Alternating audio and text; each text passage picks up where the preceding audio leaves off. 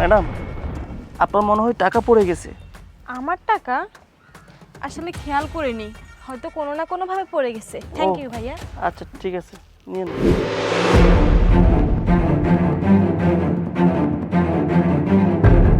ভাইয়া আপনাকে অসংখ্য ধন্যবাদ। জি আপু, টাকা পয়সা সাবধানে রাখবেন না। আর আপনি এখানে একা, আপনার সাথে কেউ নেই? না ভাইয়া, আমি একা না, একটু পর আমার বয়ফ্রেন্ড আসবে, তাই ওর জন্য এখানে বসে ওয়েট করছি। ও, আপনার বয়ফ্রেন্ড আসবে তাই না?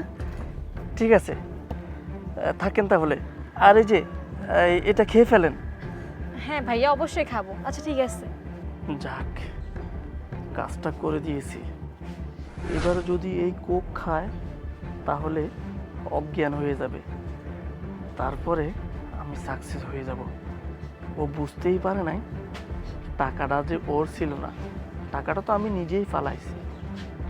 যাক, এখন একটু অপেক্ষা করি। হ্যালো, হ্যাঁ কোথায় তুমি? আর একটু তাড়াতাড়ি আসো, রেস্টুরেন্টে আমি একা একা বসে আছি, আমার তো খুব আনইজি ফিল হচ্ছে। তুমি তাড়াতাড়ি আসো তো, সেই কখন থেকে ওয়েট করছি। একটু একটু বলে কত সময় পার হলো। ঠিক আছে আসো, 5 মিনিটের মধ্যে আসবা কিন্তু, না হলে আমি চলে যাব। আচ্ছা ঠিক আছে, তুমি তাড়াতাড়ি আসো কিন্তু। এই ওয়েটার, কখন বললাম একটা টিস্যু নিয়ে আসতে, এতক্ষণ লাগে? জি ম্যাম, আসতেছি।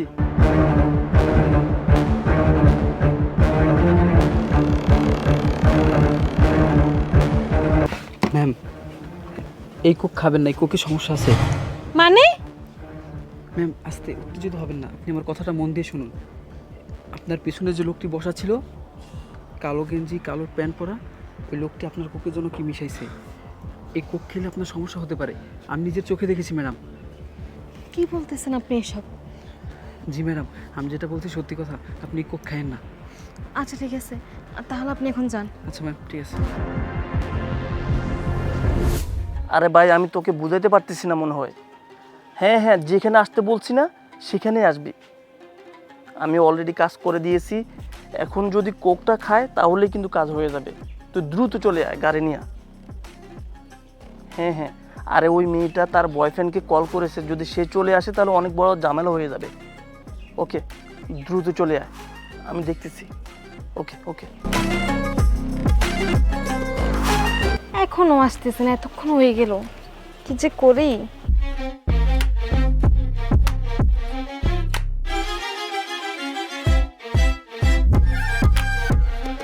ম্যাডাম, আসসালামু আলাইকুম। ওয়ালাইকুম সালাম। কি ব্যাপার, আপনি আবার? আসলে সেই কখন থেকে দেখলাম আপনি একা একা বসে আছেন, আর কোকটা নিছেন, এটাও খাননি। এটা তো আপনার সমস্যাকে আমি বুঝলাম না। আমি একা বসে আছি, আমার বয়ফ্রেন্ড আসবে, আর আমি কোক খাবো না খাবো সেটাকে আপনাকে জিজ্ঞেস করতে হবে আমার? আপনি তো চিন্তায় আছেন কেন আমার কোক খাওয়া নিয়ে, আমি তো কিছু বুঝলাম না।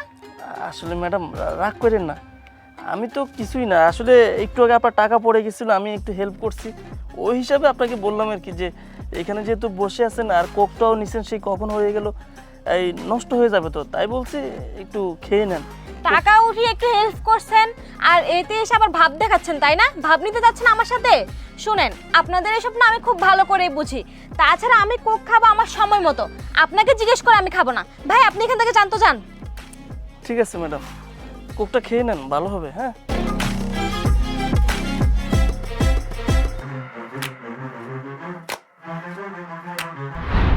কি ব্যাপার, মেয়েটা কোক খাচ্ছে না কেন? আমি তো কিছুই বুঝলাম না।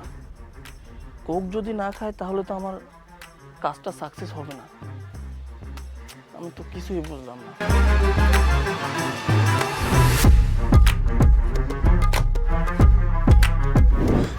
ভয় পাবেন না, আমি একজন ডিবি।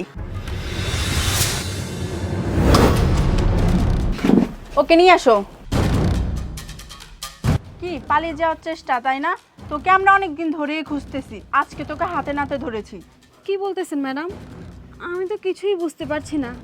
তখন রেস্টুরেন্টের ওয়েটার এসে আমাকে বলল এই লোকটা নাকি আমার খাবারে অচেতন হওয়ার জন্য কিছু মিশিয়েছে। আমি তো এসবের কিছুই বুঝতে পারছি না ম্যাডাম। কি করব আমি? আমার বয়ফ্রেন্ড আসার কথা ছিল, তাও আসতেছে না। এই লোকটা আমাকে অনেকক্ষণ ধরে ডিস্টার্বও করতেছে। ম্যাডাম, আসলে আপনারা যা বলতেছেন একদম ভুল। আমি ওরকম কিছু না, আমাকে মাফ করে দেন, আমাকে ছেড়ে দেন। চুপ কর তুই, তোর নামে সবই জানা আছে আমাদের। তোর নামে একাধিক মামলা আছে থানায়, সেটা কি তুই ভুলে গেছিস? তুই যে বিভিন্ন রেস্টুরেন্টে গিয়ে সরসল মেয়েদের খাবারে বিষাক্ত কিছু মিশিয়ে তাদেরকে অপহরণ করিস, সেটা কি আমরা জানি না? বল, তোর সাথে আর কে কে আছে? দেখেন ম্যাডাম, আপনার ভুল হচ্ছে বললাম না, আমার সাথে কেউ নেই, আর আমি এসব করি না। ম্যাডাম আপনি বলুন না, আমি আপনার সাথে কিছু করি নাই। চুপ কর, এতক্ষণ আমরা সবই দেখেছি। সুমন সাহেব, ওনাকে নিয়ে চলুন। ম্যাডাম, আপনি ভয় পাবেন না, চলুন।